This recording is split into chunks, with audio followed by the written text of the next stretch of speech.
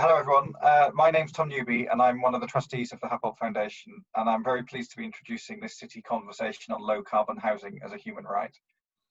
The Happold Foundation is a registered charity founded by Ted Happold and the founding partners of Bureau Happold, and it continues to be funded by the partnership and focuses on engineering and the built environment and how it can have a positive impact on the world.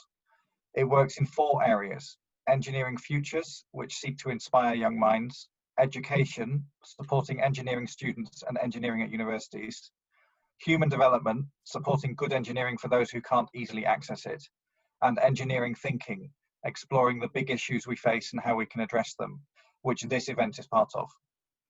The Happold Foundation's been running the City Conversation series for 5 years, bringing experts together to discuss the big issues that are changing our cities, how these are brought about, and their impact on the lifestyle and well-being of people. The conversations are produced by the Happold Foundation with Engineerity Limited and supported by the Built Environment Trust. I want to thank you all very much for joining us today for what I think is a very important topic about climate change, housing and environmental justice. Having worked in post-disaster housing projects around the world, I've seen how severe the impact of climate change is on those with poor quality housing, and how much the burden of dealing with climate change falls on those who didn't cause it.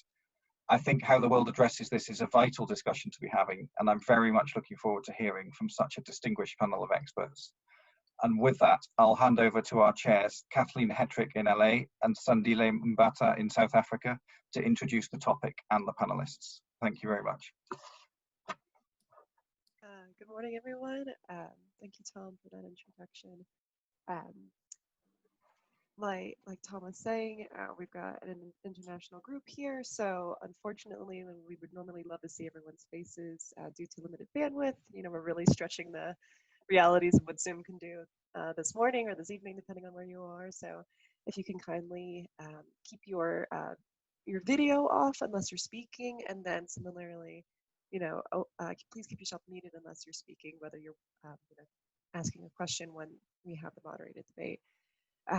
We're going to use the chat function to do comments, put questions. We're going to have a completely open question section at about an hour into this. So please, as questions pop up, please populate them in the chat, and we'll work to make sure that we can hear from as many people as we possibly can.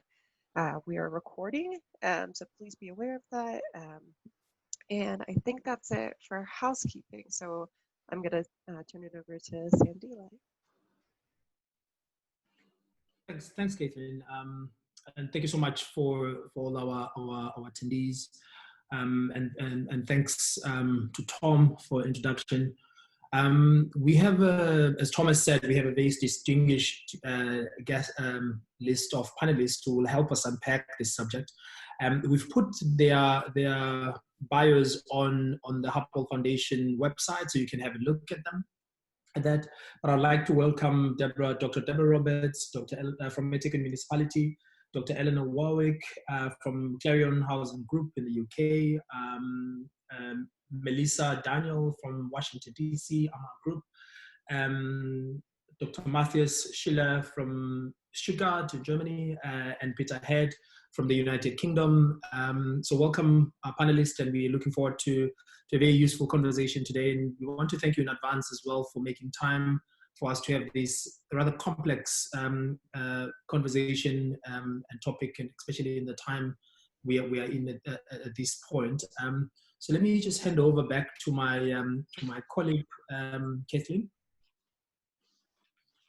Thanks, Sandile. So just a brief, quick overview of how this is going to go. We're going to give a quick introduction to the topic, just from me and Sandile's perspective.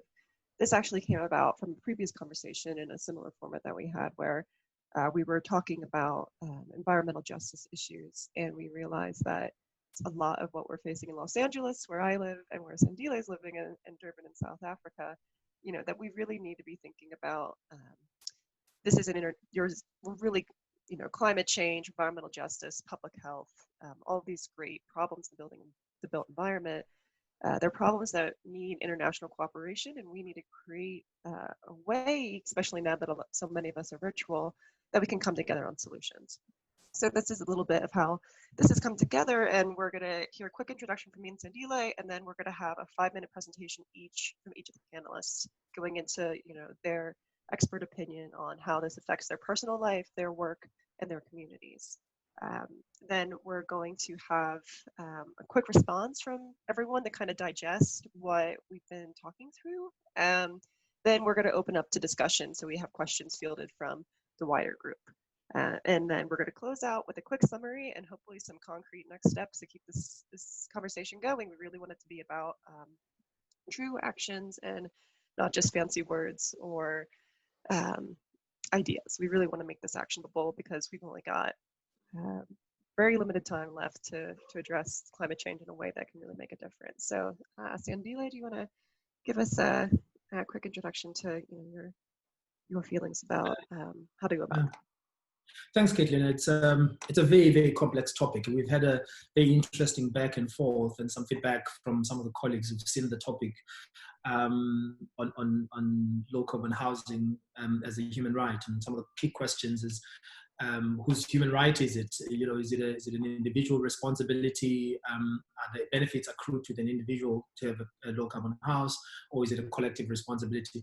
But also the issue around who takes ownership of where we are. And there's some very provocative questions, which, to me, they appear very sort of political in a sense that they question whether it shouldn't be the responsibility of the global north to resolve where they've gotten us to. And part of sort of the struggle that I've been having with those kind of conversations is that they don't seem, as practitioners, they don't seem to get us ahead.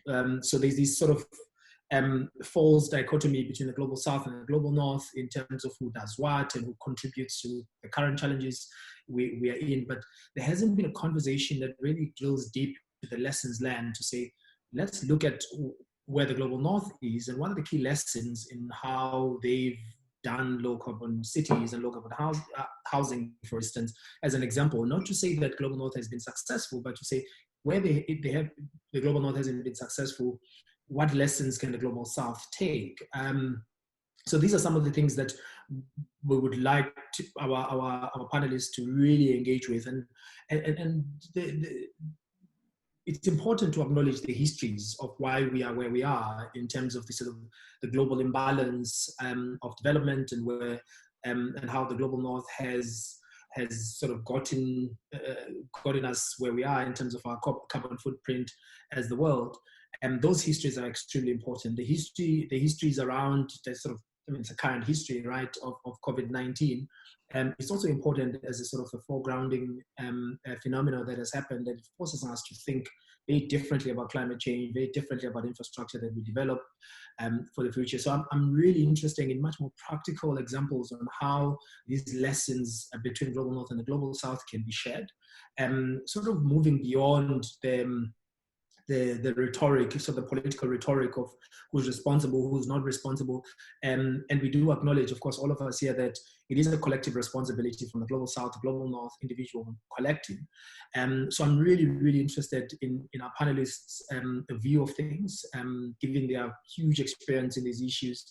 And also our guests as well in the call to start unpacking some of these issues. What is happening in the global north? What is happening in the global south? What are sort of key points and areas of sort of convergence through which we could both learn on both ends? So I'm really excited about it and looking forward to it. Caitlin, want to take over? Yeah, and I think just before we get started, this is a really interesting topic because it affects all of us. All of us have a home. All of us, have a place where we seek comfort for the most part. Whether that is a community, a traditional house, wherever you kind of describe as the place where you're living in the community you have. So we have it from a personal perspective. There's also a whole host of practitioners, different types, policy builders, engineers, architects, environmental justice advocates on this call.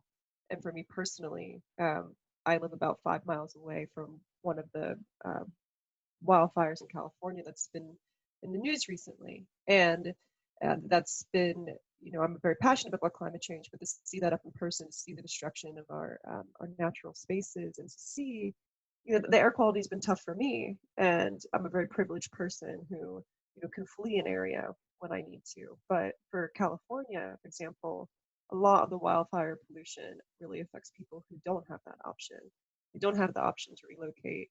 They work outside, like, the majority of California's farm workers, which are providing the food for all of the United States. So we really need to think about grounding this again, this conversation, environmental justice and public health, and not just carbon. So it's going to be really exciting to hear from our distinguished panelists how they unpack all of that. So turn back to you, Cynthia. Thank you so much, Kathleen. So we'll introduce our speakers. So we'll start with Dr. Deborah Roberts from Etiquette Municipality. Over to you, Deborah. Hello, Sandile, and hello, Kathleen. Apologies, I'm nervous about switching on my camera. I've got a very poor connection today. And on a previous talk, switched it on and was not able to rejoin the call once I dropped off. So apologies, everyone. Just to begin my input, if participants have looked at my bio, they'll see that I span currently the world of global climate change science by virtue of my role in the Intergovernmental Panel on Climate Change, all the way through to local practice by virtue of the fact that I'm Sandile's colleague in a local government in South Africa. And it's always a difficult decision to know which hat to wear when I come into these sorts of fora. So today, I think, given the fact that we are talking about low carbon housing, I'm going to put on the IPCC hat. I never feel that I can wear both at the same time, because often those two things don't allow me to say the same or deliver the same message with equal confidence. So today I'll be addressing you in my role as co-chair of Working Group 2 of the Intergovernmental Panel on Climate Change. Now, the work of the IPCC is really about bringing to decision makers a objective form of science, whatever that is, that allows us to understand the causes and impacts, and to respond to Sandile's question, the solutions to the climate change dilemma. And I think most of you will probably be aware, if you're interested in low carbon housing, of our special report on global warming of 1.5 degrees Celsius. And what that really highlighted was that if we were to adopt an evidence-based approach to tackling the climate challenge, we've got to be much more systemic in our understanding of the problem. So I would argue for this panel today that framing low carbon housing as a human right is, a bit like looking at an iceberg. You're seeing the top 10%, but you're not seeing the lower 90% of the problem, because to my mind, low carbon housing is an end of the pipe solution. It's not tackling the overall problem systemically. As Kathleen says, this is not just about carbon. If we're thinking about housing, for example, it's about urban planning. It's where we locate that housing. All the low carbon housing in the world is going to mean nothing if it's located in floodplains, in vulnerable coastal areas, in unstable slopes. So we've got to think about housing, I think, beyond carbon. We've got to think about it in the context of the architecture of our cities and urban form. We've got to think about it more broadly in terms of the fact that that special report on 1.5 degrees Celsius, that if we're going to achieve the level of ambition which would deliver low carbon housing, low carbon infrastructure, then we've got to talk about 4 big global system transitions. And this has really become the narrative of the science. And those 4 transitions are obviously energy. They include industrial systems, they include land and ecosystems, and urban and infrastructure. And the report takes great pains to stress that the transitions in those systems can't be token. The report says they have to be rapid, far-reaching, and entirely unprecedented in scale in human history. And so I argue you're not going to be able to achieve low-carbon housing unless you fundamentally turn the global development path, the global economic system, on its head. And that's the real tricky question if you're searching for solutions, because it's no longer talking about white roofs, green roofs, reducing the thermal capacity of your building materials. It's about talking about that entire change in the overall economic system. And we can see from subsequent special reports that we produced in this assessment cycle, so our work on oceans and cryosphere, and the IPCC, our work on land, that there are bigger links even outside of the climate concern. And the link back, for example, to biodiversity concerns. We've got a very, very threatened biosphere currently. And in fact, it doesn't matter if you've got a low carbon house or a high carbon house, if you're unable to feed yourself, if you're unable to breathe. So the science is arguing that we've got to look systemically at all of these problems. We can't narrow the vision, that we have to look back towards the systems that underpin our development, in our urban areas. We've got to fundamentally change those. And the science is very clear that that change has to be rapid. You know, the science doesn't joke when it says the transitions have to be rapid, far-reaching, and unprecedented in scale. So if we look at the emissions pathways or the illustrative pathways we developed for the 1.5 report, they indicated if we were serious about limiting global warming to 1.5 degrees Celsius, and remember, that's not a safe level of global warming. It's a very dangerous level of global warming. But if we were to reach out and try and achieve 1.5, we would have to see emissions reductions of about 45% by 2030. Now, that's a big ask. And if we look at the building sector, given our concern around the delivery of housing in the conversation we're going to have today, it indicates that all new build has to be zero carbon by 2020. Now, you know, unless I've missed something, we're sitting in September of 2020, and I don't see zero carbon building around us. So it's within that framework of these bigger challenges that I would argue thinking about low carbon housing as a human right is missing something, because unless these bigger human rights of economic justice, environmental justice, outside of just a carbon concern, a broader adaptation concern, and indeed a concern for the stability of the biosphere, it doesn't matter that you deliver a low carbon house. We have to think bigger, bolder, or quite frankly, go home. That's it from me. Thanks, Andile and Kathleen. Thank you so much, Dr. Roberts. And our next speaker will be Dr. Elena Warwick. Hello, thank you very much for giving me the chance to take part in this important sort of conversation. I'm Elena Warwick, and I work for Clarion Housing Group, which is England's largest housing association. And I've got 4 slides to sort of like share today. I'm starting with my position statement on this whole sort of like issue, and I've overlaid it over a Clarion regeneration scheme in South London. On the left of the slide, you'll see the ex-council housing flats before the deep retrofits that we hope to be able to do. And on the right, the new, relatively good energy efficient performing houses, but they're certainly not zero carbon. So I think Deborah's point about, you know, we need to be doing things now really haven't followed through. So my sort of position very much was thinking that the UK and actually much of the global North's obsession with increasing housing numbers and home ownership has obscured some really far bigger challenges we have with new build quality and new build energy efficiency, as well as the large scale retrofit of the existing homes that we have. And there have been many failed or cancelled recent low carbon programs like the Green Deal, the Zero Carbon Hub, Code for Sustainable Homes. And I think this pulls into question the UK government's actual commitment to investing in energy efficiency homes for everyone, the issue of equality. I'm also slightly suspicious about promises for a new post-COVID-19 green revolution dependent on housing. And I think this is going to require a greater openness to global learning from global lessons, and for us to think both how and by whom housing is delivered.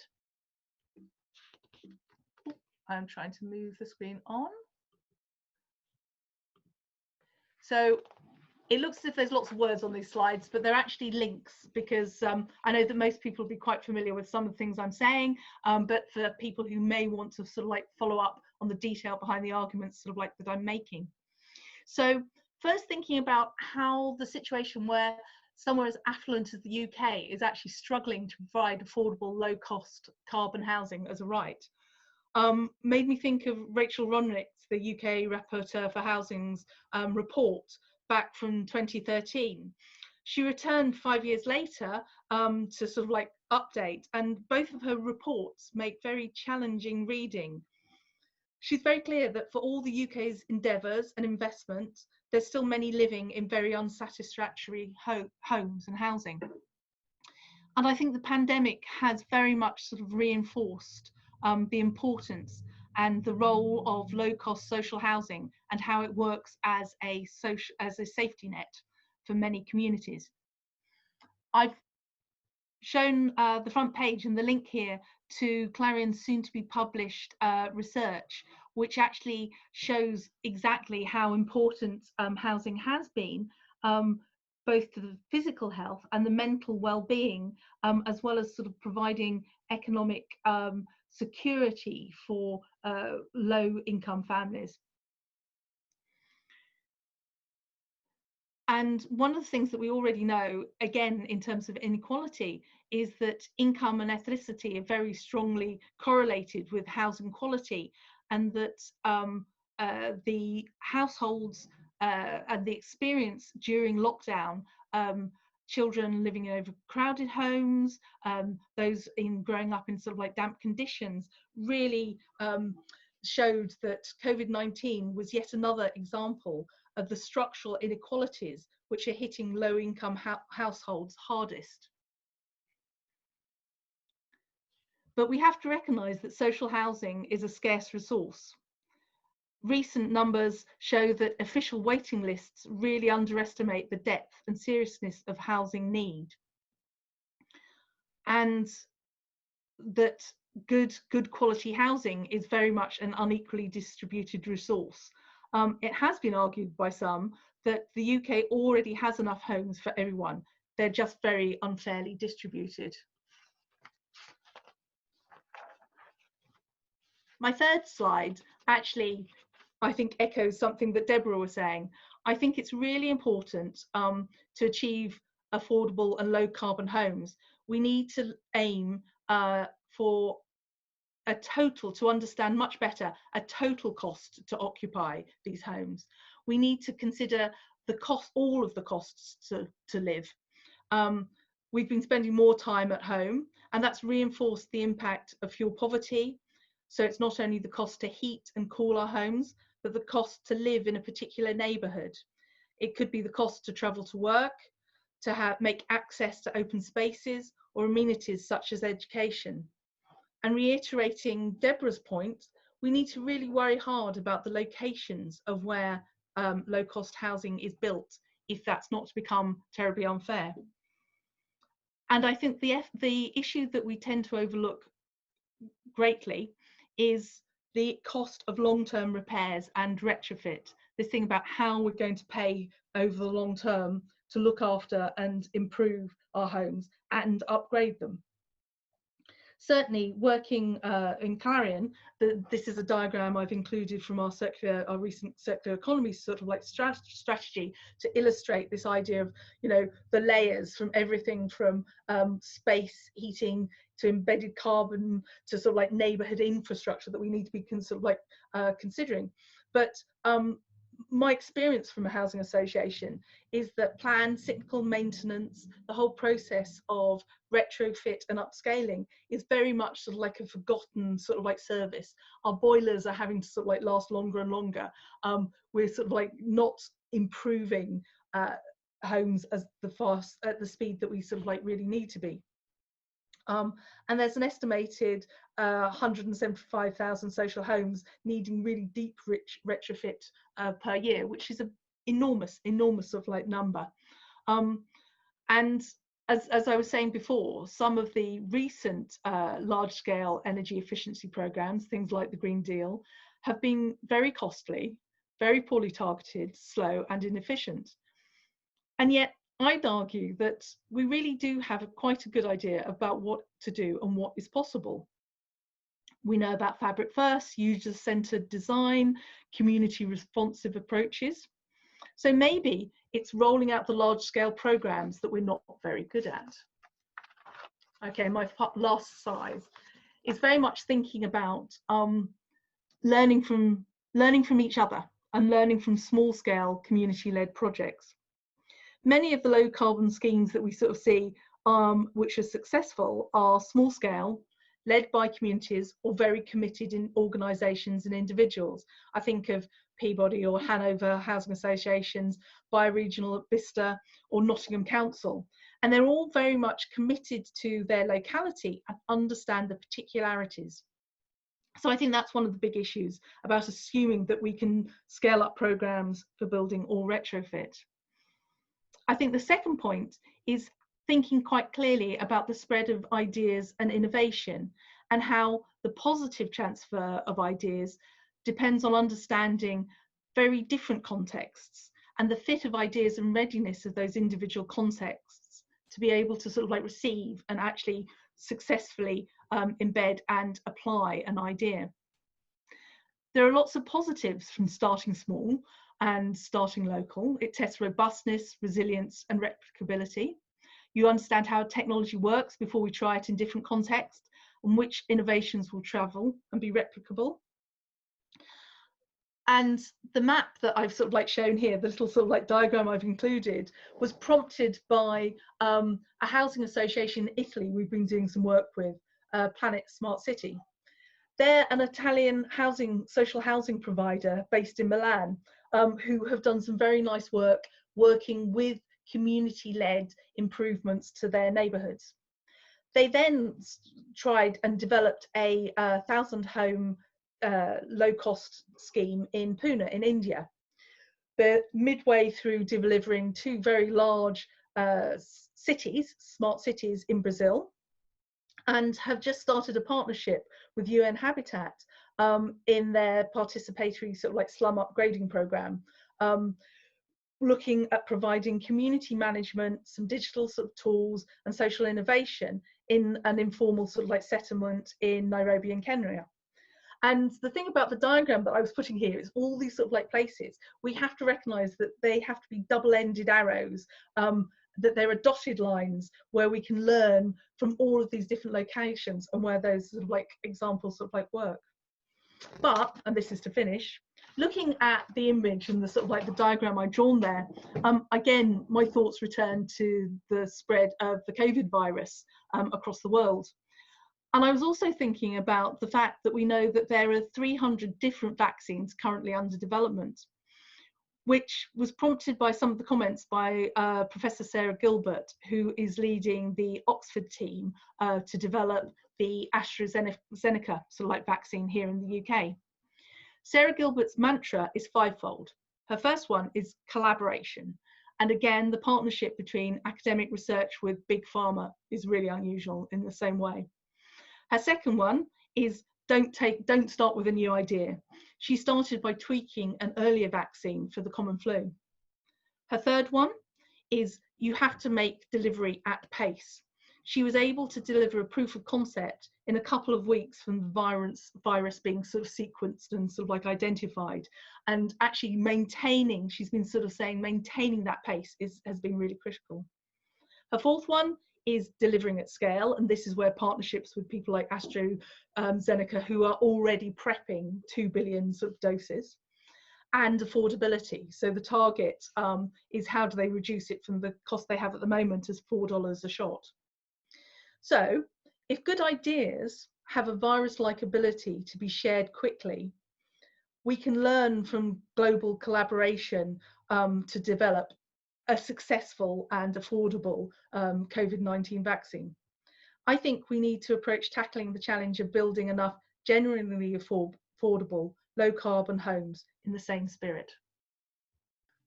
Eleanor, thank you so much for that sort of positive spin to what we're dealing with and the complexity of the challenge. And I really like what Dr. Roberts has already outlined around the systematic changes and the conversations that are going on the chat as well, to say how do we sort of change the system in order to get where we want to get. But also Eleanor is starting to give us some of the practical examples of what we can do. So I'm looking forward to what Peter will say next. So introduce you, Peter. Peter Head. Thank you. Fine, thank you very much. First, a bit of history. In 2011, I left Arup and set up my own charity, the Ecological Sequestration Trust to try and help tackle climate change and ecological destruction. In particular, fosters systems thinking, modeling, and multidisciplinary collaboration. And in 2015, we brought together leading finance experts, mayors, and developers, particularly mayors from Africa, to create a roadmap for delivering the global goals in cities by 2030.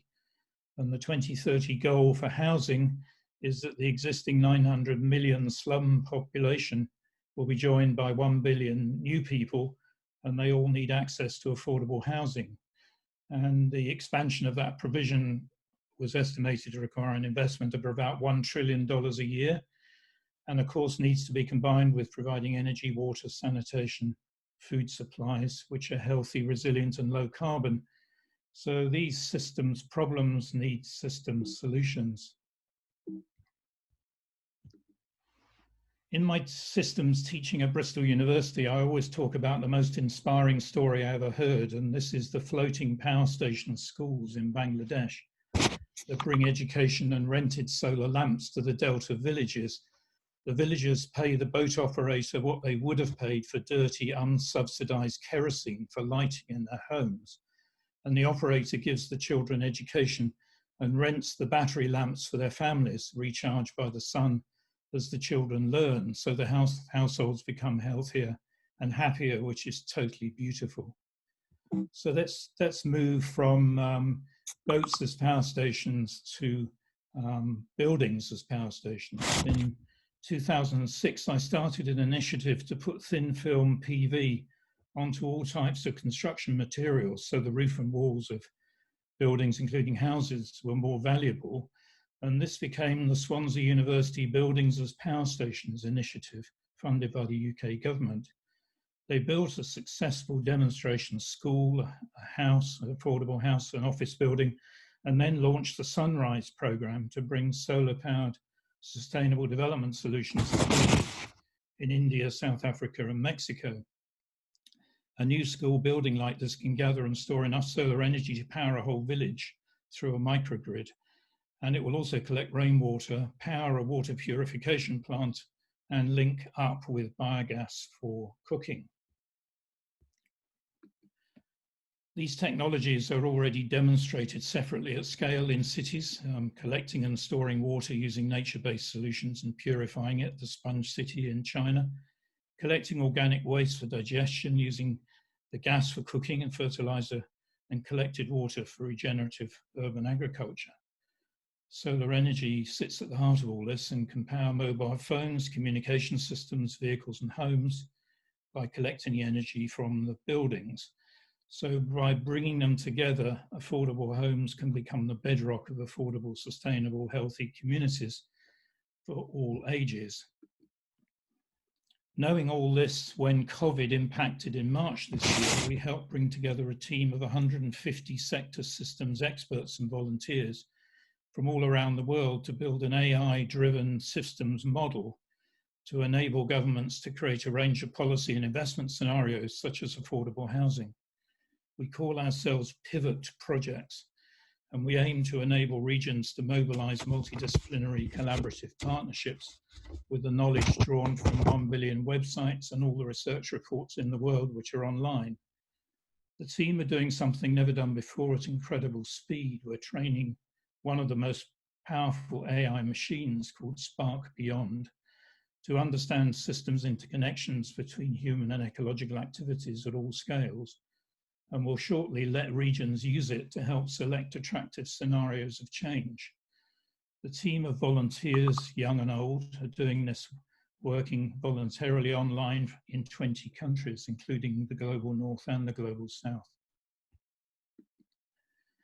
We're being told in pivot projects by people all over the world that they don't want to go back. They want clean air, they want to walk and cycle, they want to work more from home. They want affordable homes and more green space, reliable access to water and sanitation, and resilient local food supply. Most of all, they want their world to run on renewables and not fossil fuels. We're talking now, as Deborah hinted, about a regenerative economy in which job creation and improved health, rooted in ecological health, become a priority. And this is really what we're trying to build support for. as total construction and running costs for these system solutions are lower, investment does make sense, and there is enough private capital to do it with the current very low interest rates. So finally, we're now planning to set up something called the Built Environment Pivot Institute to build and roll out tools, training, products and services, including finance, to enable people to commit to retrofit and build affordable human settlements which meet these pressing challenges, backed by the possibility of augmented intelligence coming from the AI platform. We want to begin this in the UK, but also in India, South Africa and Europe. And I'm rather hoping that some on this call would like to join us and help get the pivot moving. Thank you. Thank you so kindly, Peter. You're starting to preempt some of the conversations we want to have later on in terms of some of these sort of collaborative projects on the ground, and to see whether from this call we can start picking up some of those projects and facilitate any collaboration. And Elena has touched on some of these examples. So I'm really looking forward to a further conversation after this. Our next speaker is Matthias Schiller. Over to you, Matthias.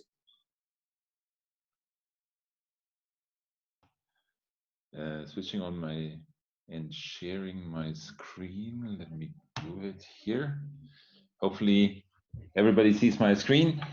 I'm Matthias Schiller. I'm the founder of Transolar. We are an engineering company in Stuttgart working around the world. And looking back on the title, Low Carbon Housing, I want to focus a bit on low carbon with low tech. And I think we should as well keep in mind carbon as well as an embedded carbon, the building construction and building material as the operation carbon to run the buildings. And oops, if I go to the next slide, let me see. Yeah, so these are typical buildings we would do here in Germany. Low carbon, definitely the upper one, new buildings like a passive house. The lower one is a refurbishment, and I think this is as well something to keep in mind if we talk about low carbon, that especially in the north, most of our cities are built. So we need, in a certain way, to increase the densities in our city to be able to live on this low carbon footprints. But if we cannot transfer this technology to other countries, so when we kind of started to build a refugee housing project in the Bekaa Valley in the Lebanon for Syrian refugees, we took our knowledge we know from and kind of scaled it down, adjusted it to the local climate, looked on the local resources, saying whatever, how we can deal with the daytime heat.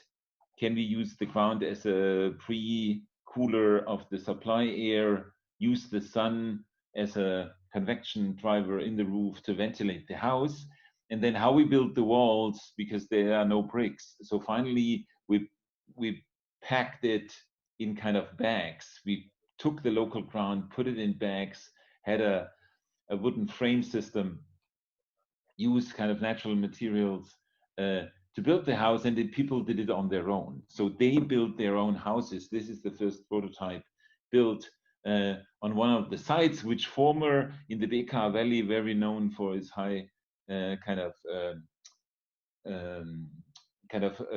green food coming from there, now partially covered with this refugee camps. The people building their own house, they are very proud on their own house, just a view on this single house, using the local clay on as well, doing the plastering from inside. So that's the ready-built house, which was roughly to build this house around, I think, $2,000.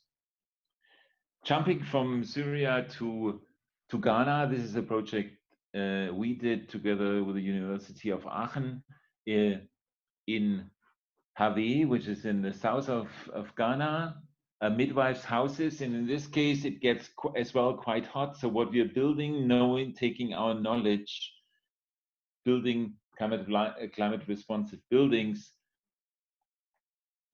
considering daytime and nighttime wind, build a house in a house, protection using local bamboo as the main structure, some concrete for the inner house, but like the roof with this ventilated roof to keep the inner house protected from the sun heat, creating the green space in between the buildings, having breathable walls to get the ventilation into the building. This is one of the bedrooms inside. So applying the knowledge onto another climate. And I think one of the key points we now, as Transsolar, as an engineering company, sharing our knowledge in an academy where we are inviting every year 6 students from the majority world to be educated. So you see the yellow dots, that's the academy. The blue dots are the projects. I think concluding, if we want to reach this low carbon housing, we need to share our know-how and to learn from each other. Thank you so much, Matthias. Some of the things you raised is practical examples of what can be done. And one of the questions I was posing just to think about is, how do we deal with these building regulations that are so rigid, they don't allow for those flexibility to be considered? Because you've shown quite exciting examples that are happening in other parts of the world. That's going to be interesting for us to unpack a bit later, to say, how do we drive policy change and change of regulation as well? In our context, and Deborah will attest to this, there's such rigid regulations that don't allow for the flexibility and innovation to take place. To our last but not least panelist, Melissa from Washington, DC. Melissa, over to you. Okay, so my approach to this discussion is comparing some present-day incentives to past incentives. This will illustrate lessons learned in public housing through environmental actions and economic policies. Okay, so let me just orient you to location, starting from the left to the right, the US map, zoom in, East Coast, Mid-Atlantic, so you see New York, Philadelphia, Baltimore, DC, Richmond. This map, as well as the map in the middle, shows the average household carbon footprint. And this is dated back in 2013. In the middle, there's a blue arrow and it's pointing to Washington, DC. So in 2019, DC set an ambitious climate goal as part of the DC Clean Energy Omnibus Act. One of these goals is to reach carbon neutrality by the year 2050. Lastly, to the right, the green building is the public housing I grew up in for like the first 16 years of my life. This is the map. This map shows the greenhouse emissions, and the carbon CO2 emissions is 472 metric tons. In summary, these are examples of Washington, D.C.'s leading the way in sustainability, especially when it comes to measuring and setting goals for execution. The present-day incentive is why we're all here, to save the planet and to provide healthy communities for all. Okay, more mass, more orientation. Starting from the right this time, same map as the previous slide, but there are blue bright lines. Moving to the left, the blue bright lines is here to orient you again to the location of the housing project that I grew up in. So the housing project is in the orange. And just to let you know, this colorful map here is the 2010 census. It shows a household median income. The orange household median income is $29,000 US. Across the street, literally across the street, the median household income is $108,000. The 2020 DC budget proposed a $20 million quote unquote workforce housing fund that would subsidize housing for the middle income, middle income professionals like teachers, social workers, first responders, etc. The workforce is defined as roughly $70,000 to $140,000 US for a family of 4, or $49,000 to $98,000 for individuals. And that $20 million would go to developers, by the way. In summary, economic segregation exists. As these developers take advantage of funding and building denser, mandated, sustainable housing, it causes income displacement. Presenting incentives create sprawl for low-income folks, thus contributing to the carbon footprint. Okay, as I mentioned before, I grew up in public housing, and it's part of the urban renewal. The name of the project I grew up in, the housing project, is called Tyler House. The architect for Tyler House was Cloethel Woodard Smith. According to Wikipedia, Cloethel, FAIA, was the American modernist architect and urban planner whose career was centered in Washington, D.C. She was the 6th woman inaugurated in AIA Fellows. She, at the peak of her practice, she was the largest women-owned architectural firm. So in the middle, you see Cloethel, and she's pointing to the Southwest waterfront. Again, part of the urban renewal back in the late 60s, early 70s. It was 2 projects. You have Southwest 1 and Northwest 1. The housing project I grew up in was part of Northwest 1, which is to the left. And to the far right, that is my oldest sister. And pointing, if you follow the arrows, is the directional of where the apartment was to it. Okay, so in summary, you have all these ingredients to have a successful, sustainable, for low-income folks. You have this famous architect, you have, and the prime purpose of urban renewal is to restore economic stability as well as design an environment for low-income folks. Okay, so in summary, so what happened and lessons learned. From right to left, Mount Airy Baptist Church developed the 8-story, 298 brick building back in 1971. Named after Reverend Earl Tyler, the church received funding from HUD, which had a loan program for nonprofits to develop low-income housing. And for several years, the church operated and owned the low to moderate income family apartment building. In the middle is Tower House, courtesy of Google Maps, just to let you know what it looks like. The housing company that Mount Airy had formed could not meet payments for its federally insured mortgage. In 1977, HUD, Housing and Urban Development, this government agency here, was looking for someone to take over. Through a series of tax laws, US tax laws, it made Tower House a tax shelter, attracting investors, which generated fees and commissions for them. Money that would otherwise go to maintenance and renovations instead went to the individuals. Asbestos was discovered, and unfortunately the remediation process lacked empathy. As seen in the final image to your left, which took place in the 90s. Okay, so lessons learned. The intent is always good in the beginning. If you think reinvesting in poor communities was a new thing, it's not. Displacement of Black and Brown people is not a new thing. Investing in healthy communities as architects, designers, developers, planners, environmentalists, you have it, is all not a new thing. What I'm asking is that we look at history and ask ourselves, have we been there before? Elders are extremely important because they are the ones who experience, they witness the innovative ideas and can identify what went wrong. Engagement in the community is key. Whether you're #1 in a sustainable green city or crafting a policy that would eliminate large amounts of CO2, please keep in mind that the people you are serving and just find ways of just including them in every single process. Thank you. Amazing. Thank you so much, Melissa. I think it's just incredible how, Melissa has, not only is she, an architecture practitioner who's actually forwarding our industry, but she's also, being able to call to the real life impact that conversations like this have on real communities if we're not careful.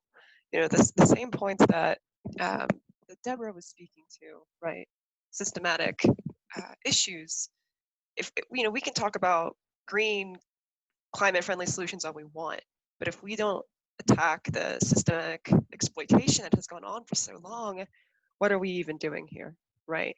I just think that all the panelists really weave the story of, we have to acknowledge our history. We have to acknowledge where we've gone wrong, right? And we've done so much wrong, not me or anyone on this panel necessarily, but we're part of an ecosystem that isn't taking this, the issue of climate change seriously. It's not taking the issue of environmental justice seriously, and especially in the United States. We're dealing with racist housing policies that have impacted not only our carbon emissions, but the economic futures of many Americans, and that's almost certainly not just a U.S. issue. So these were just some of the topics that I was thinking about as everyone went through their slides, and it would just be there's so many. I work at a global engineering firm, and there's so many things that I was thinking of, so many comments popping up in the chat about the way that the construction and the building industry is set up. A lot of what Peter and Matthias were talking about, they're great solutions for the global north. I was like, yes, those are the kind of buildings that I want in Los Angeles. We've got that great climate where we can be building so much low tech, building up local economies. But to I think it's Elena's point, we've got regulation that doesn't allow us to do that. Just for one example, from my personal professional background, we wanted to build a zero water 50,000 square foot office building in Los Angeles. And the hardest thing wasn't the technology, it was getting composting toilets approved by the public health regulations in Los Angeles. And that's not to say that regulations are a bad thing, but regulations that keep us from doing the right thing, we need to think about how we can collectively work together to get some of these things changed. So those were just some of the quick thoughts that I had before turning it back over to Sandile.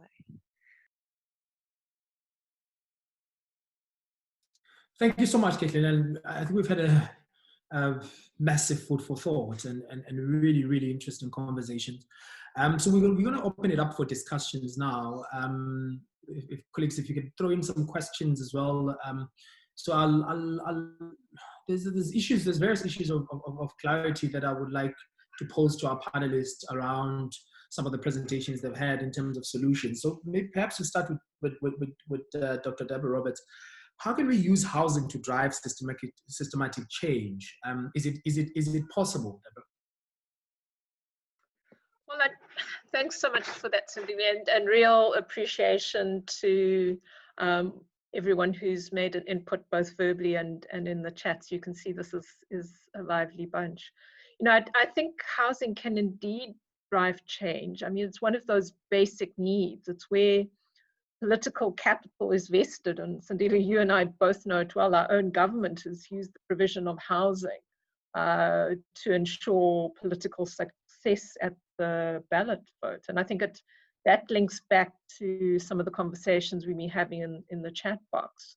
We can think about low carbon housing in both a technological sense, what is required to deliver it, be it low tech, high tech. But at the end of the day, that's delivered through a series of political and economic systems. And we need to impact on both. So we need to harvest the good ideas about how and where we build the houses and ensure that it doesn't impact on other Earth systems detrimentally. But I think we've also got to get smart in creating a drive or a need for a different form of housing. And again, the Special Report on 1.5 calls on us to adopt a whole of society approach. I think we begin to use housing as a force for change if the people who need the housing demand something different. But there we come into a very difficult set of circumstances about what people see as desirable housing. And I've seen this many times in our local work where discussions around perhaps more innovative design, different forms of servicing of housing stock has been met with, no, we don't want second-hand housing or second-rate housing. We want what the affluent have. And I've seen that literally around the world. I mean, it's very stark in South Africa because of our inequalities. But we've got to create a scenario where the kind of housing that Peter and Matthias have been talking about is in fact sexy. It's the desirable element. You know, to me, one of the big turnkeys, I was fortunate enough when I did a sabbatical in the US to visit one of the Rockefeller homesteads where there's a compost toilet, you know, which I thought was, this is exactly what you need. You need, you know, the people who have to create a different nuancing around development. So we need to impact the whole of society. But that ultimately is a political process as well as a process of delivering housing in new forms. And unfortunately, we've not got that right. And that's why I posed the question in the chat box. You know, everything seems ripe. We've got all of these local good practice examples. We've got the frameworks. We've got an urban SDG. We've got a commitment, you know, to address climate change through the Paris Agreement. We've acknowledged the importance of urbanization through the new urban agenda, and still we're not moving at the scale we need to. And so that strikes me that we need to change the political system. And I think the only way you change the political system is by changing the demands that the people who vote make. And so there's a whole lot of work, I think, that has to be done there. Thanks, Sandile. Thank you so much, Deborah. I know I limited you because I just posed a question to you, so I didn't give you time to reflect on other panelists. But what I'll do now is to give an opportunity to other panel members to respond in terms of what they've had. So I'll start with Peter. Peter, there's various questions. We will unpack them. Some of the questions are directed to you with regards to solutions that are in the global south that could be beneficial for the global north. And there's also questions around how do you garner political support in countries, for instance, like India. And Nicolas Falk has started to ask that question. But if you could combine your response and feedback, your response to the other panelists with answering some of these questions would be quite interesting. Thank you so much. Over to you. Sure. Yes. Thank you very much. Gosh, that's quite an open question. First of all, if I can talk about India, the project, the Sunrise project, has actually got the backing of the Tata Group in India, and they're so inspired by the ideas that have been created that they've now got an agreement with the Rockefeller Foundation to roll out 10,000 microgrids into villages in India, for example. There is quite a lot of momentum in India around solar energy and microgrids now. I think people have really understood that it's possible, and I guess because it's sort of coming from research in the UK initially, it seemed to be rather, as Deborah said, a bit sexy maybe. So actually that's got fantastic momentum, and there have been meetings with the Sunrise Group with Narendra Modi, and he's taken a personal interest in it. So actually there's quite a lot of exciting developments happening, and I don't see any reason why this couldn't happen in other countries. In Mexico, for example, the university there are starting to screen print photovoltaics onto panels and onto t-shirts and stuff, which again is quite sexy really in many ways. So I think there is a sort of connection. It's not high tech, but it's appropriate tech, I think, for the problems that we're facing.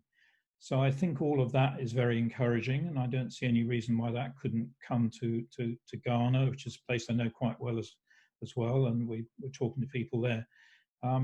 The other point that we haven't talked about, of course, is land speculation, which of course is one of the big problems all over the world.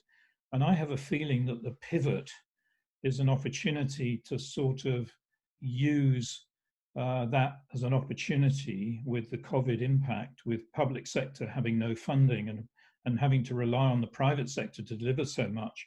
And housing can be delivered by the private sector, of course. If we can move to a lease arrangement and remove land speculation, either by taxation or some other method, then actually we could end up getting to a much better place, and we could use the COVID impact as an excuse to drive through really radical change like that, and remove that from or try and remove it from the agenda. And then the other thing about the pivot and the COVID thing is that, as I've already said, but just to reinforce the point, public sector doesn't have any money, so we have to use the private sector now to really drive job creation and so on. And one of the things that's emerging quite clearly in that respect is the mobilization of private capital into low carbon solutions, which can actually really massively create jobs and opportunities. Renewable energy is very labor intensive, and building houses is labor intensive. And the great thing about buildings as power stations is that the government don't have to build central power stations anymore, because the new buildings generate their own energy. The government don't have to build the power stations they thought they were going to have to build when they don't have any money. So actually there's a very big shift of money from the public to the private sector. And that is really another attractive element. So there's quite a lot of elements we're discovering in pivot projects that could be quite helpful.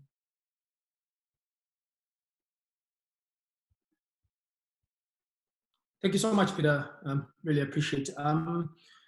Eleanor, your response, your feedback on the other panelists?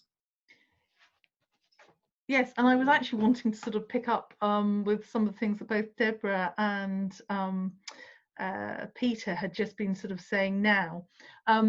I was so interested in a lot of the things that Melissa was saying, because I can see such enormous sort of parallels between the cycles of providing social and public housing that we've been through and what has happened in America. And I think this idea that if we can't even learn from places which in theory have sort of like similar approaches, then we do have to think quite carefully about how we are sort of like communicating what works with approaches and what doesn't work sort of with approaches.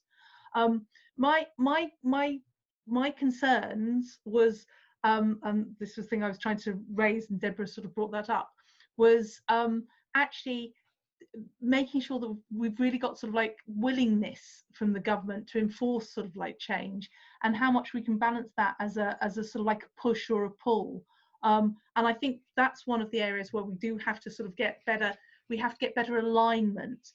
It can't just be expectations that government will sort of enforce things. There has to be sort of like better and stronger sort of like demands, because I think that's the only way that we're going to sort of like counter some of the resistance. So all of the things that Deborah was sort of saying about, you know, we have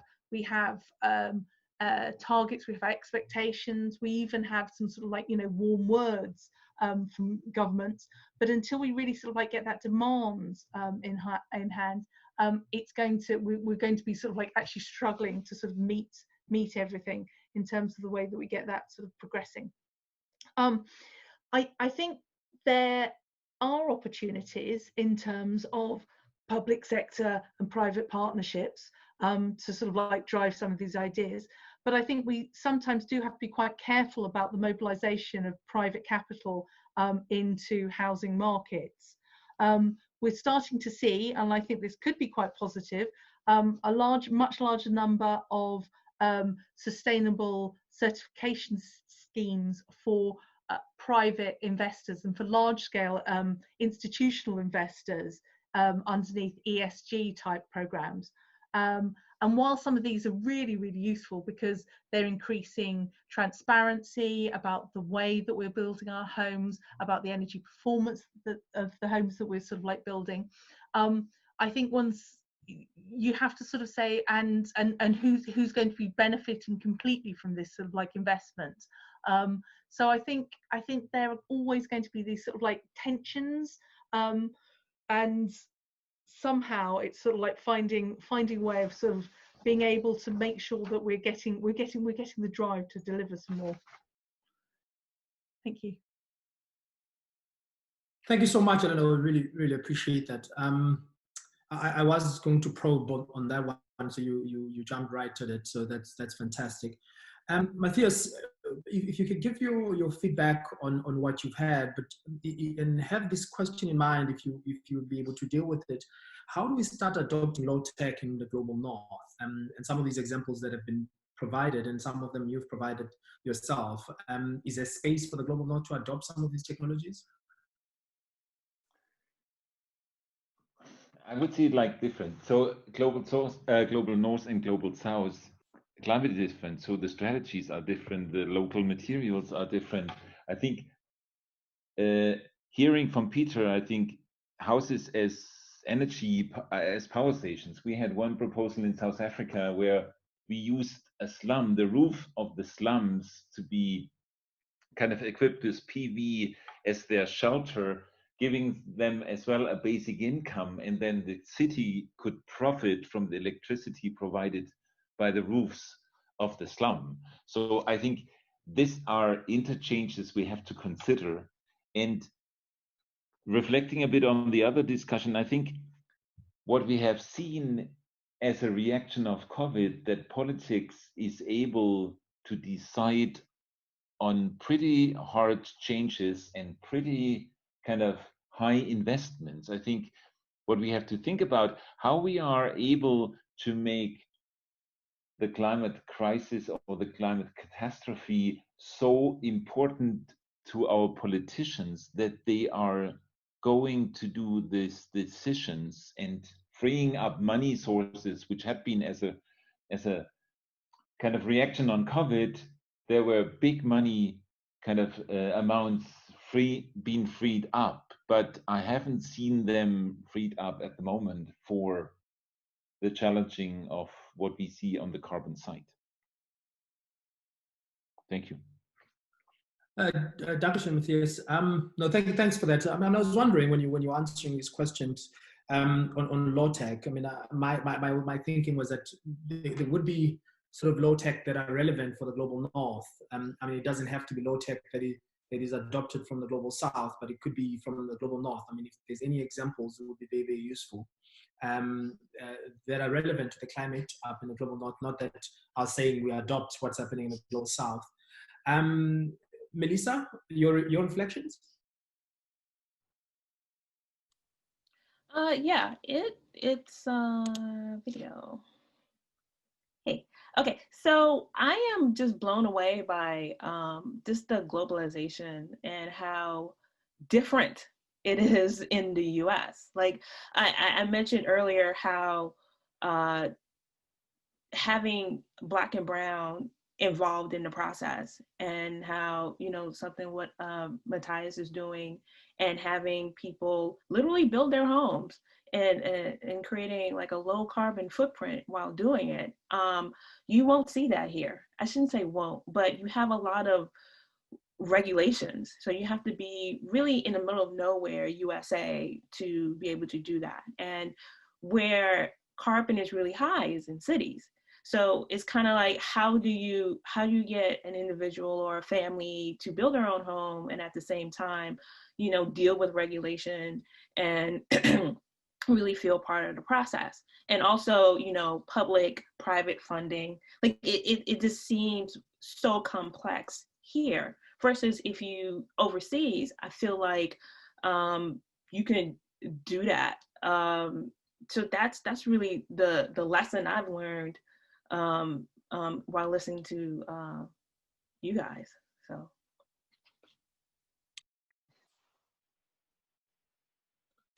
Yeah, I kind of just want to follow up. Oh, sorry, Zindula. I just wanted to follow up on Melissa's point that, you know, in the United States and a lot of the, you know, it might be a little bit different for maybe places in Europe, but, you know, we have a strong history, whether it's, you know, indigenous populations or, you know, just before the advent of World War II, where we were building with local materials and we were building with passive design. And it's unfortunate to me that we're almost stuck in this paradigm of we have to have super complex supply chains. You know, in the United States, we weren't even allowed to use sheep's wool or, you know, hemp lime building materials to do sustainable designs. We have to feed into really complex supply chains, which can have conflict with minerals. They can have, you know, huge amounts of formaldehyde in them. And these are issues for, you know, people living in the housing, but also people on the front lines of these, of where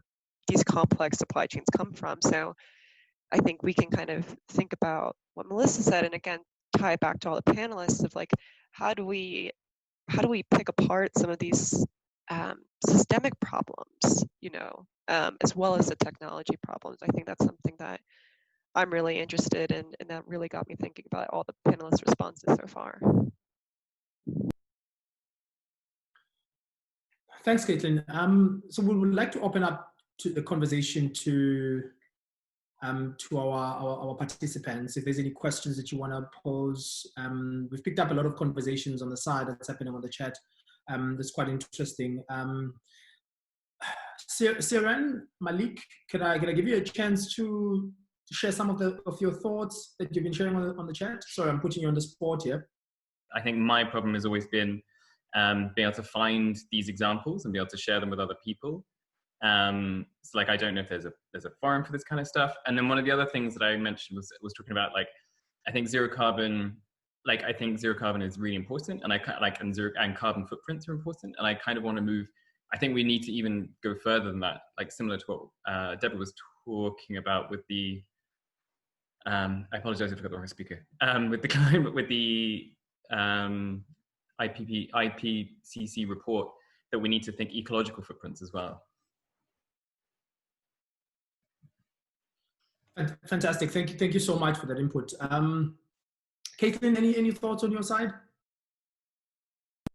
No, I think it'd be really interesting to hear if anyone's on the panel have, you know, taken on the ecological footprint that Kieran's describing. You know, carbon's one thing, but how do we deal with, you know, our building footprint and how it's affecting, you know, the extreme loss of biodiversity, and that biodiversity loss has, you know, led to, you know, the COVID-19 pandemic in a way, and it's leading to the wildfires that, you know, that I live with in California, but that we're seeing in the Amazon, that we're seeing in Australia. So does any of the panelists want to speak to that question as well? Sorry, I can also, the other part that comes with the ecological footprint is that I think it makes some of our carbon arguments even stronger, because something might be twice as bad in terms of carbon, might be 10 times worse in terms of ecological impact. And right. Ecological impacts have like a closer relationship with the kind of, the more we reduce our ecology, the more we're going to have these kind of pandemics. Thanks, Erin. Deborah? Thanks, Cindy. They just come in on Kieran's point around the ecological footprint. I mean, this is something I actually trained in the field of biodiversity in a lifetime, a very long time ago. So that remains my deep ingrained passion, and it's informed a lot of the work that we've done in Durban.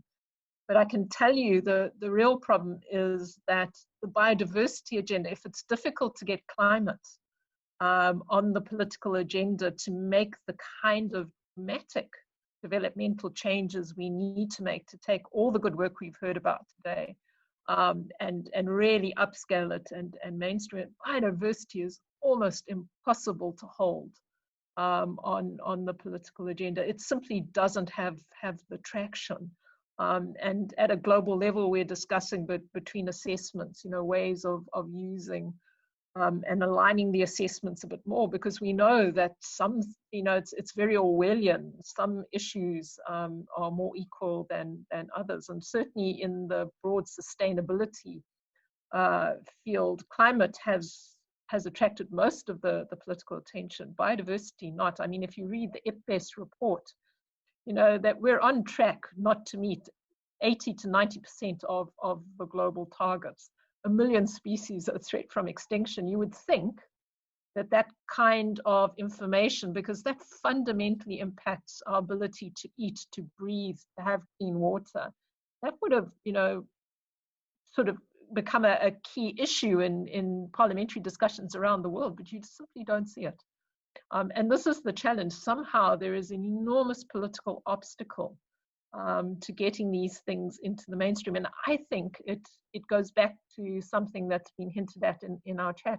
There are so many vested interests in the existing development path that you almost need a kind of societal revolution. And I think that's why we've got the Extinction Rebellion and so on, is, people, and particularly the youth, are feeling the kind of frustration of seeing the writing on the wall, but not seeing any equivalent action. So, this is a very political question, and somehow we need the societal mobilization to bring these things to the table. But that means society actually has to care about them. And my experience in the biodiversity field is it's very, very difficult when people are wondering whether they're going to be alive tomorrow, whether they got food put on the table at the end of the day, to get people to respond positively to things like biodiversity, which just don't seem relevant at that point. And so at the end of the day, unless we address poverty and give people a bit of breathing space, I think these things will be difficult to move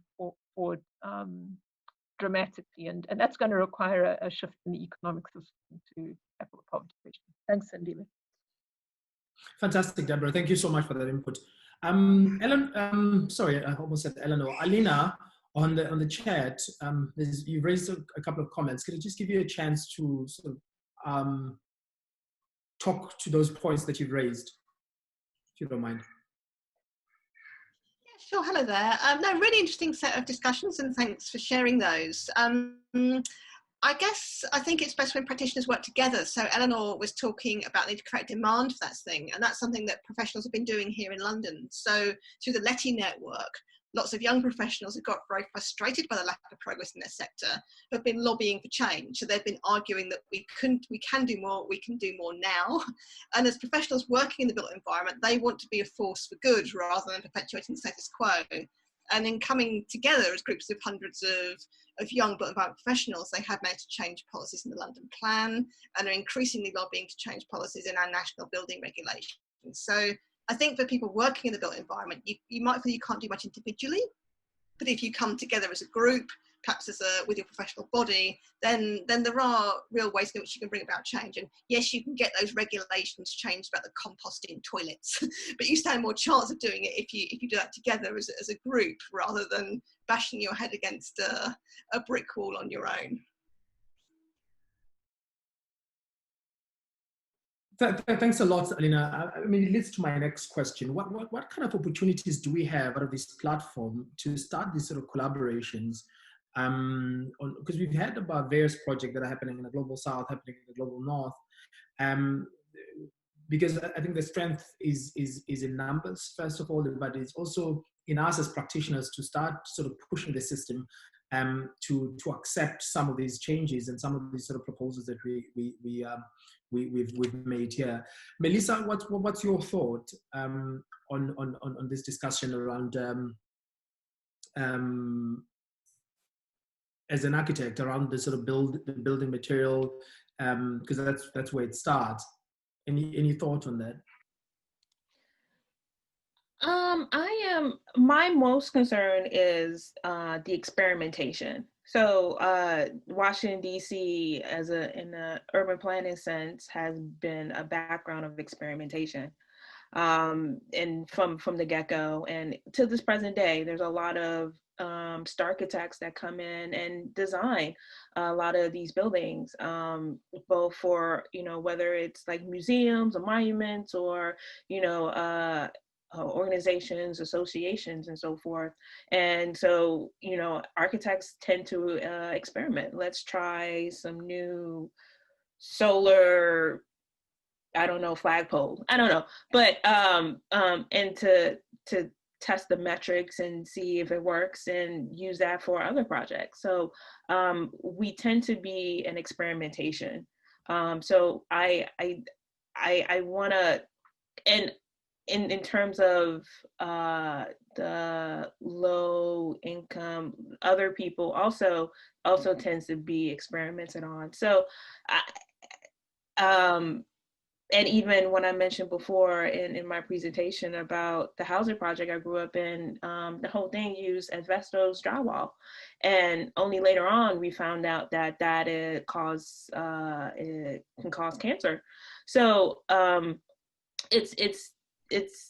like the idea of going back in history, and we used the earth, we used resources from my ancestors to build to learn how to build bricks and adobe homes and all that jazz. And I just want to, we may end up going back to what they used. And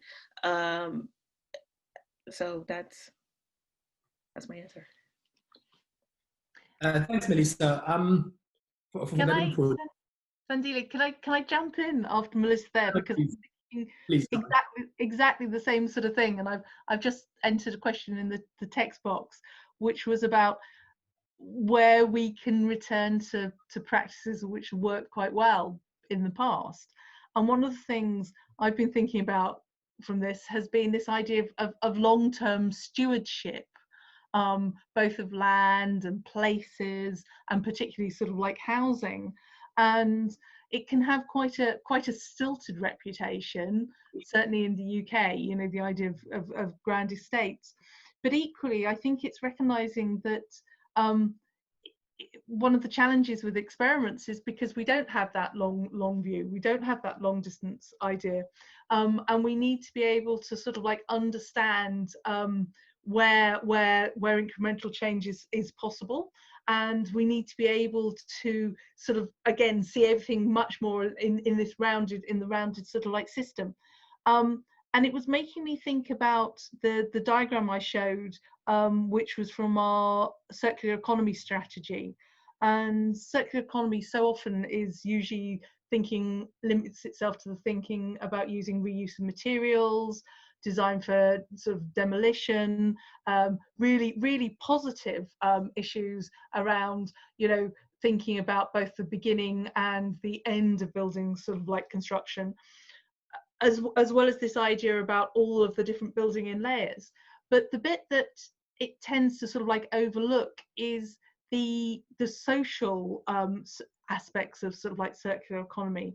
Some of the things that we were saying earlier about supply chain readiness. How can we really work with local communities to actually develop the skills to both participate in building the homes that they need or refurbishing the homes that they need?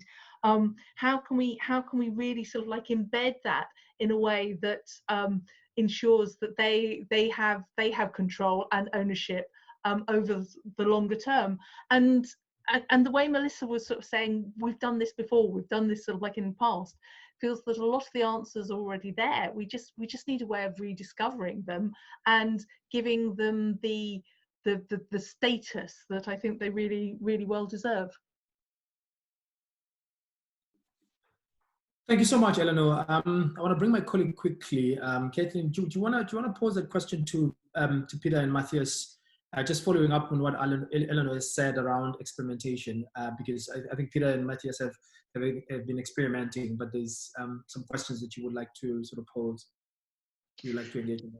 Yeah, and again, I think this is drawing on my experience as an engineer in the US, but to Melissa and Eleanor's point, you know, I think for Peter and Matthias, you guys are doing a lot of amazing work all over different countries, and I know it's something that we in the US struggle with. To Melissa's point, is stakeholder engagement. You know, how do we actually get more people involved than just design teams or just developers? So how can you share some stories of how you guys have successfully worked with communities that, you know, you might not know the local knowledge, for example, or you might not know the history of place, but you're relying and you're successfully engaging with the community to get these buildings done. I think that our industry really struggles and does very poorly, if we're going to be honest, with how we engage communities that we're working with. So it'd be amazing to hear some success stories or stumbling blocks that y'all have encountered. Yeah, I could talk a little bit about Sunrise, Kathleen, in India.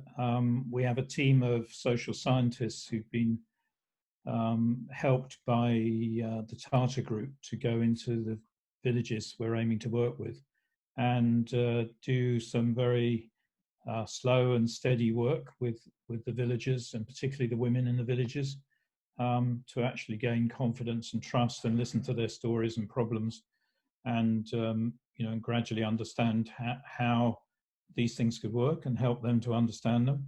And I think that it's a relatively slow process where you have to work with the elders, as has been said, as Melissa said, and build trust in a sort of collaborative, we tend to call it a collaborative laboratory of change, because most people want change. They want better services and better systems. And if you can show how that can happen, and for it to be affordable and practical, then it can be made to work. So it's a relatively slow and difficult process in a way, but we find it very rewarding, and people are very positive about it. In pivot projects, we have a faiths strand, so we have all of the faiths involved, faith leaders from all over the world getting involved and engaging communities through the faiths. And we also very strongly believe in using art and culture and music and storytelling as part of the engagement process. So I think all of those things have to be in play. And within pivot projects, we're trying to work with local artists and others who are wanting to sort of talk about COVID and talk about climate change through art and culture, and bring all that into it too. So it's got to be part of a sort of deep cultural engagement at all levels. And a final point is that I'm actually myself learning to be an elder in a Western society. I'm going through a sort of journey myself of learning what that might mean. And I think more and more people in our profession need to consider becoming elders to hold safe places for this transition to happen. And I think that's very important as well, to build the trust. So I can answer a bit in the view of how we are challenging at the moment the housing market in the US. I'm involved. There's a research project funded by MIT with at least 30 million. And certainly to get better housing, better, cheaper housing for Boston. And this is driven by Anton Garcia Avril from the MIT, by a professor. But they already founded a professional company called WOHO, who are proposing this, in this case, it's a prefabricated system, which already attracted big builders and developers, because we could prove by prototypes that we could build better houses for a lower price, because that's, especially on the American market, the quality is so low and the prices are so high that this is, even for economical investors, an interesting part to feed in. And we have just finished the first prototype, and probably beginning of next year, they are going to build the first house, in the first kind of multifamily house in Boston. Thank you, Peter. Thanks, Matthias. These are really, really useful ideas on how we could do this this community engagement and experimentation as well. I was going to encourage colleagues who are our participants to raise any questions that they have and engage with some of the comments that have been raised. Richard, can you come in, please? Thank you. Yeah. Hope I'm audible. Yeah, I mentioned in the chat that the Urbed Trust, which Nick Falk, who's also on the call today, set up, has been working with a group in Tamil Nadu. Everyone's frozen, actually. Am I? Yeah, sorry, everybody on my screen seems to have frozen, so I thought maybe you'd all died of boredom already. So we've been working with an organisation called Social Change and Development in Tamil Nadu, and we've built a pilot eco-home there. But what I wanted to mention was the question of engaging with the community. And SCAD, as they're called, have an interesting model of community engagement. They've been working a lot to empower women in villages in the rural parts of Tamil Nadu. And what they've done is they particularly want to enable women to have more ability to influence what's going on in their communities. So what they've actually done is given the women a budget, and the women can spend the budget on what they need to spend it on to improve the lot of the village. And what this has done is really turned round the patriarchal society that they were living in, because the men, generally speaking, now don't have the money the women do. And I think it's just an interesting example of how we mustn't forget that this is as much about resources as it is about technology and understanding and so on. And it's very important in empowering communities that you actually give them the resources, and you give the resources to the right people, the people who actually want to make the change. So that was just the point I wanted to get across. Thanks. Thank you so much, Richard. I think there's very good examples of how this engagement can take place. If there's any questions, please raise your hand or put it on the chat, and we'll ask our panelists to engage with it. In the meantime, Deborah, I want to bring you in here just quickly. We've had how you, the importance of engagement and community, so that communities take ownership of this process. How do we balance the very necessary process of community engagement with the urgent climate change issues that we need to be dealing with? Yeah, that's a $64 million question. If I knew the answer to that, we would have world peace tomorrow. And I think this is the difficulty, to borrow Peter's excellent term of pivoting. I think we're at a moment in humanity's history where we have to pivot our value systems, our sense of well-being, our sense of value.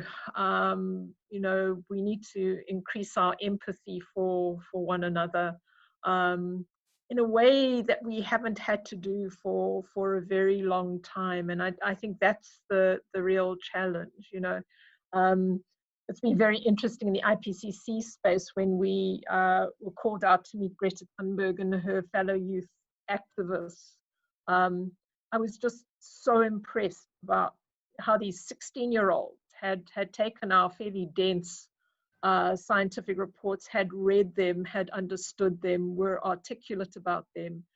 And yet many of the high-level decision makers that we work with similarly did not have an equivalent knowledge, not an equivalent empathy for the kind of problems that were being spelled out by the science. And I think this is the moment where we're at a point of societal change that's required. And it goes to Peter's point that he just made. He's identifying that he needs to play a role in society to create a safe space to encourage this change. And there's no simple way around it other than, each individual needs to see that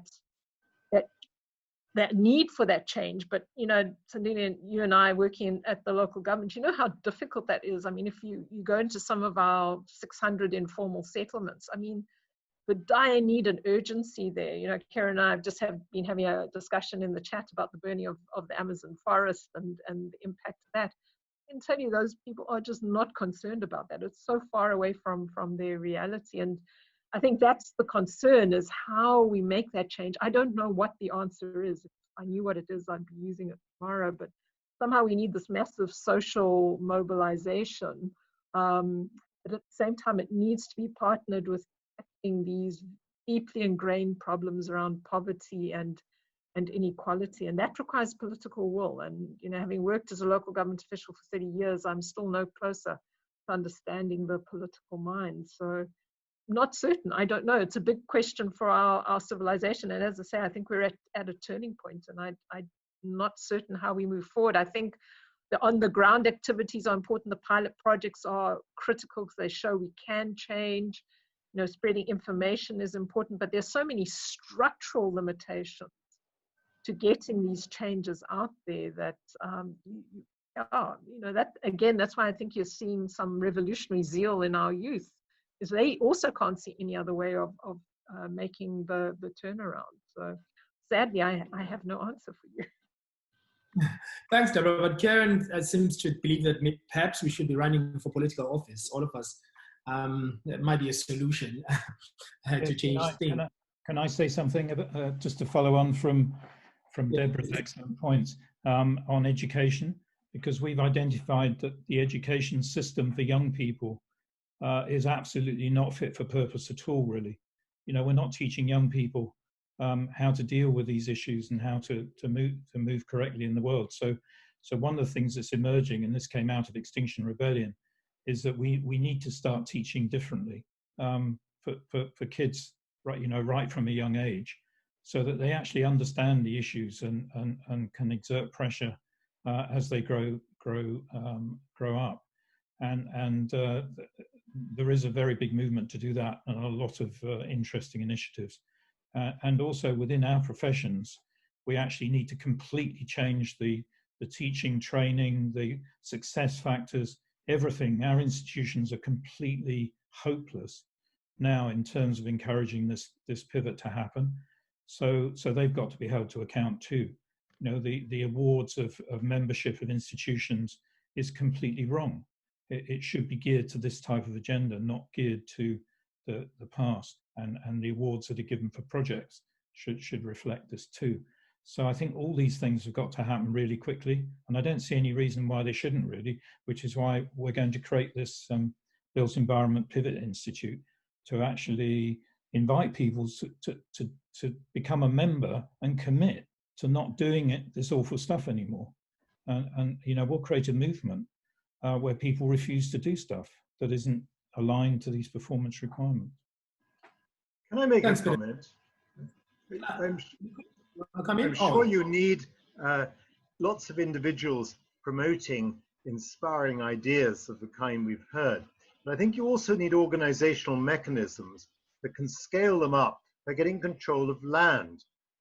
Land is a crucial resource for development. Land on the edge of cities tends to be wasted. Either nothing happens or it's covered with sprawl. And in my view, the key is identifying the areas that are best suited for development sufficiently far in advance. And one can do that by looking at those that are connected already with railway lines and have stations or potential stations. And then what we're trying to do with SCAD is to use an organization which has a whole lot of colleges. They employ several thousand people in total, and is already working with some 600 villages and 35,000 women's groups, I think. 600 villages, 3,500 women's groups, to achieve change on a much larger scale. Now, if we can use the model of cooperatives on the one hand as a mechanism for enabling groups of people to improve their housing and take over and manage housing, if we can use something like development corporations to take over land in a way that isn't corrupt, then I think we can take all these proven technologies and ones that are being tested out and really achieve a change that will transform our cities for the better. It will enrage the established interests, including lawyers, quite a lot of landowners, and so on. And that's why I raised the question of getting political support. At the moment, our politicians generally seem to be more concerned with fighting each other than building something for the future. So it seems to me, and I love Peter Head's suggestion that organizations like the Tata Group can back legitimate technological innovations. It seems to me that if one can combine a number of those with projects that stand a reasonable chance of success because they're in favorable locations, and Tamil Nadu is a favorable location. It's one of the most educated states in India, even though it has huge climate problems to tackle. Then I think we could really make a difference that would excite everyone, if you like, and mean that the efforts are not just individuals get lost because after a while the values go up and the individuals get kicked off the land. Does anyone want to respond to that notion of that it's the land that holds the key, and getting hold of the land at the right price through a mechanism that plows the uplift in values back into the community is as good a way forward as any? It's what Ebenezer Howard used in his idea for garden cities and the social city. Yeah, fantastic. I do agree with you, Nicholas. And the way to do that, in my view, is to work through elders and tribal elders and leaders, I mean, the Maori in New Zealand and so on, because they still do have rights over land. And I personally think that's the way to go. Not everywhere, but in certain places to get this going, I think is a good route. Yes, but certainly in the cities in India I've looked at, a lot of the land seems to be owned by the railways. They're probably acquired when they were built. There's a lot of underused land in public ownership, defense departments, God knows what they're using it for. It seems to me that one good way, a practical way of moving forward is to map underused land, to map land where no revenue is being generated, using GIS, Geographical Information Systems, to get a better picture of what is available. And that should be a relatively easy thing to do, and where the West perhaps can contribute something. Because it seems to me one's got to get the trust, not just of the politicians, but also officers who'll be skeptical about outsiders having anything to contribute.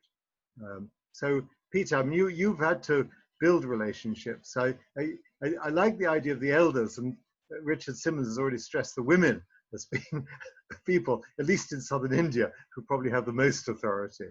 But do you agree we've got to also find a way of getting the politicians tied into this so that they don't just frustrate initiatives?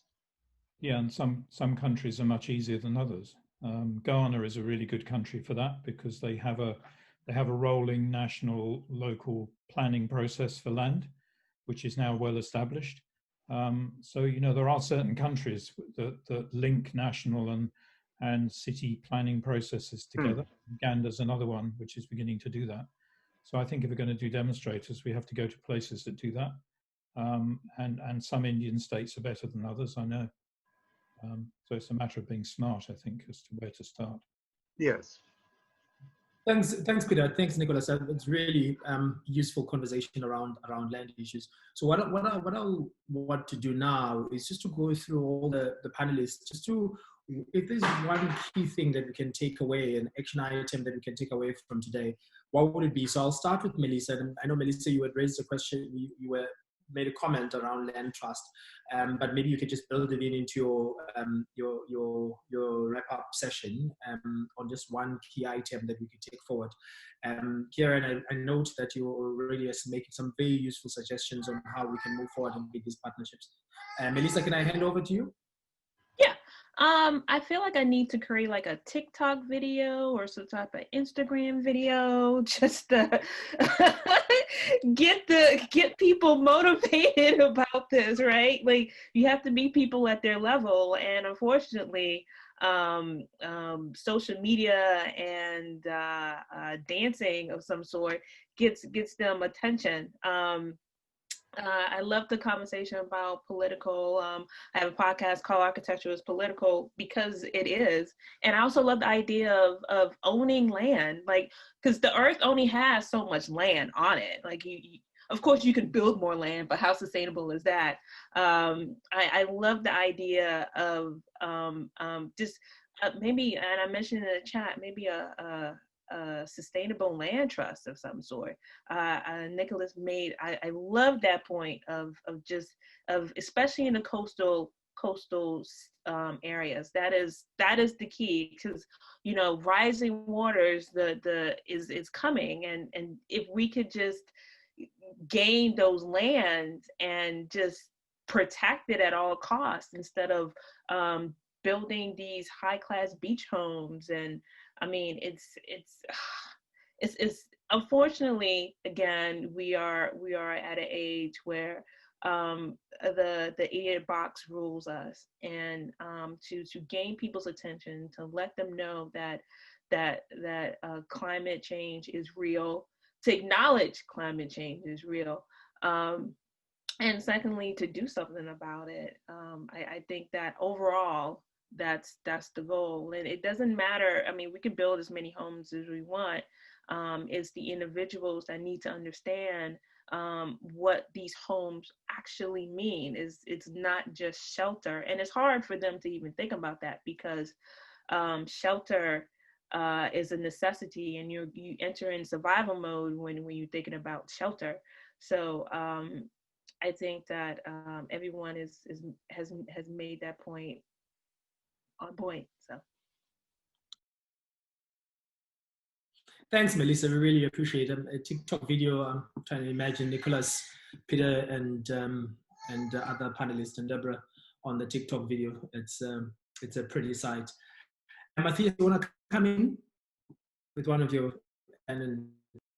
Yeah, no, I think what I take out of today is, I think especially Peterhead's kind of activity, kind of resigning and then starting your real activity. I think that's quite impressive. And having this in front of me, probably this can be a great example how elderly people with all their knowledge and all their kind of experience can help us to knit the networks, to help to find solutions.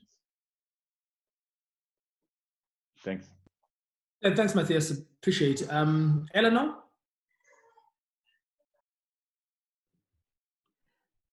I was just going to say, it's been really inspiring and really exciting to hear sort of just the diversity of the projects which have been happening, but equally in some ways reassuring to sort of realize that the things that we thought that we were struggling with, other people, they may have some solutions, but equally they may be struggling with the same sort of like problems.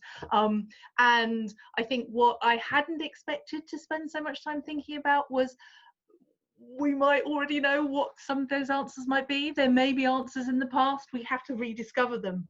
So that's really good. But equally, my second takeaway is all the stuff that's really come through so strongly about it's not just enough to concentrate on housing. There is so many structural, huge issues about inequality that need to be sort of like tackled. But equally, they're big challenges, but we shouldn't be afraid to be radical. We shouldn't be afraid to sort of like engage in a political way. We shouldn't be afraid to actually really try and sort of like shift and change things. And I too was very struck by Peter's ambition. And I think I'm going to take away from this, yes, there's sort of like big challenges. Yes, there's big things, but as Deborah was saying, we are in a position of flex here, and we have to be positive that change is possible, and we should really sort of like collaborate to go for it. Fantastic, Eleanor. Thank you so much. I appreciate that. There's already some suggestions on sort of widening the circle on the chat. So Melissa, Kathleen, Kieran are joining hands on Twitter to start spreading the message. So that's one part, one way of collaboration. Peter, you want to come in with your last thoughts, your final thoughts? Yeah, thanks. It's been hugely enjoyable, and the experience here has been a bit like the experience we found when we just invited people to come together for the Pivot Project's journey, that people have said they found a family of like-minded individuals, and almost for the first time in their lives. There's a young guy in the mountains in Nepal who walks for 2 hours every day to join us and goes back home again, just because he finds it so inspiring and so exciting to be able to work with people from all over the world. And I think with the way that we can now do this together, so many things are now possible that we never imagined before. So in final summary, something somebody said last Friday, which resonates with what you've all just said, is that this person said, having joined the collaborative initiative, I'm finding that I'm discovering doors that I didn't even know were there, and I'm actually managing to open them. And that's an extraordinary thing. If everybody feels that way about the future, then I think lots of amazing things can happen. And I think this is the moment when it could, I think. Thank you so much, Peter. Last but not least, Deborah? Yeah, you know, I just thanks to everyone for this very uplifting conversation. It sort of reinforces my commitment to try and be a bridge between the deep, dark recesses of science and the world of urban change. So I feel more empowered, because I think if we're all going to be revolutionaries where we live, it's important to do that using evidence, and science is an important source of evidence, but the bridges between the worlds of science and the worlds that we inhabit are not necessarily strong.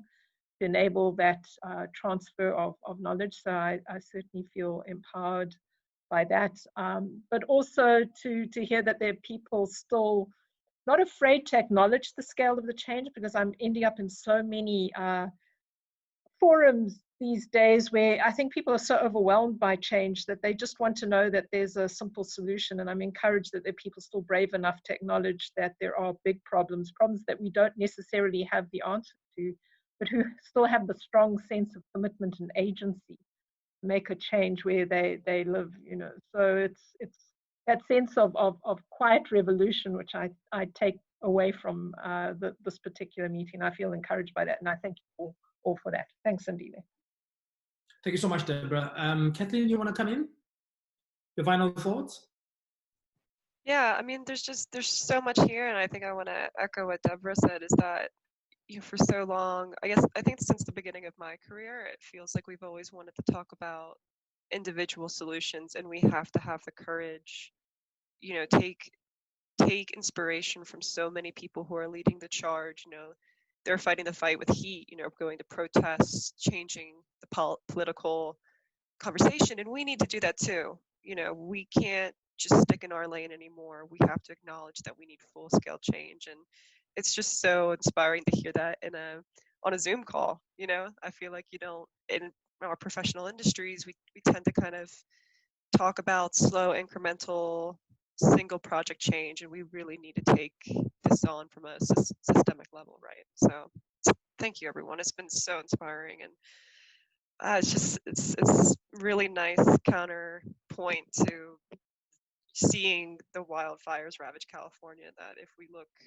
internationally within our own communities for inspiration, it's there. We got to find those doors, right? So it's terrific. Thanks, Caitlin. So on my side, it's really been exciting conversation. Though I've had to keep tabs on the admin part of things, but I've learned so much from our conversation today. It always, when we talk about these very sensitive, very complex issues that are affecting the globe, it always just boils down to all our individual and collective efforts, that we need to go back to our own humility as a people, but also as communities, to change this bigger system that Deborah was referring to. That, I mean, the question, of course, for me in my head is always who is the system and what is the system? And I think the answers today were that we, in our individual spaces, we have the capacity to break the system through these humble efforts, the various projects that are being done both in the global north and the global south, taking those lessons, creating a critical mass of some sort of people that are like-minded, people that are doing sort of similar projects, to then start this revolution of saying, in fact, these things are doable. They are being done in this part of the world. They can be done in this part of the world, and sharing those lessons openly. And in the meantime, sort of keeping a tab on the politics, try to influence it, try to influence the regulation, try to influence the policy as well, and out in terms of how we think. Appreciate it. Thank you so much for your time.